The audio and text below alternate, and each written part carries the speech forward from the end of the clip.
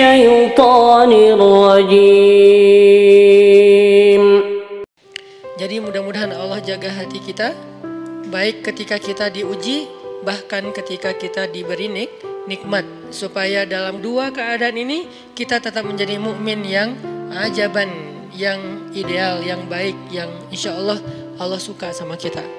Kalau diuji sabara fakana khairallah, kalau diberi nikmat syakara fakana khairallah.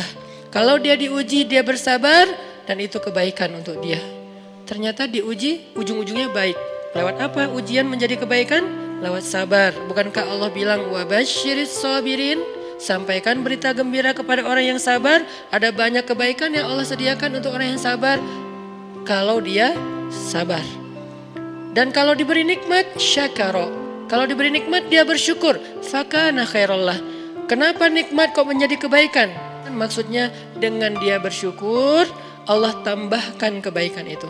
La in syakartum la azidannakum. Jadi orang beriman itu kayaknya hidupnya tuh harusnya sih nggak ada bete-nya.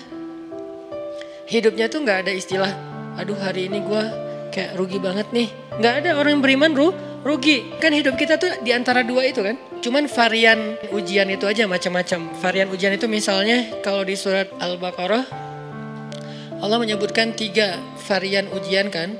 Ba'sa, dharra, zulzilu. Ujian fisik, ujian harta. Harta ini termasuk karir, kerjaan, usaha, bisnis. Dan ujian zulzilu, ujian perasaan termasuk diputusin. Atau orang yang dekat sama kita jadian sama yang lain. Atau mungkin di unfollow oleh ya gitu deh. Saya kalau udah ngebahas bab ini agak gimana gitu. Jadi 3 varian ini masuk kategori apa? Masuk kategori ujian. Tetap aja 2. Kalau nggak ujian nikmat. Antara 2 itu nih. In asabathu sarra syakara wa in asabathu dharra sabara. Udah gitu aja. Dan nanti bahkan sampai ayatnya gini. Alladzina yunfiquna fis sarra'i wad dharra. Orang yang tetap beramal soleh lewat hartanya dalam keadaan dia berkelebihan atau dalam keadaan dia kekurangan. Itu mukmin, keren banget gitu. Dia tuh nggak pernah kehilangan kesempatan berbuat baik. Baik beramal soleh ketika dia dalam keadaan dikasih nikmat maupun beramal soleh ketika dia dikasih ujian, tetap aja beramal soleh. Contoh yang ayat tadi. Yunfikuna fis sarra, berinfak dalam keadaan sarra, dalam keadaan bahagia, senang, lagi dapat untung gitu kan. Ataupun yunfikuna fit dharra, tetap berinfak walaupun dia dalam keadaan dharra, dalam keadaan susah. Dalam keadaan dor itu kan bahaya. Nih kalau saya infak nih bahaya nih buat saya nih.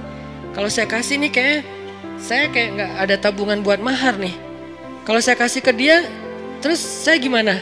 Gitu kan? Ini dor banget nih, bahaya banget nih. Tapi dia tetap berinfak. Siapa yang mencontohkan hal seperti itu? Selain pastinya Rasulullah udah gak diragukan lagi. Yang jadi kayak simbol berinfak walaupun dia butuh. Orang-orang Ansor. Yu'thiruna ala anfusihim walau kana bihim khasasah. Mereka mendahulukan orang muhajirin atas dirinya sendiri. Walaupun sebetulnya dia juga butuh kepada kebaikan itu.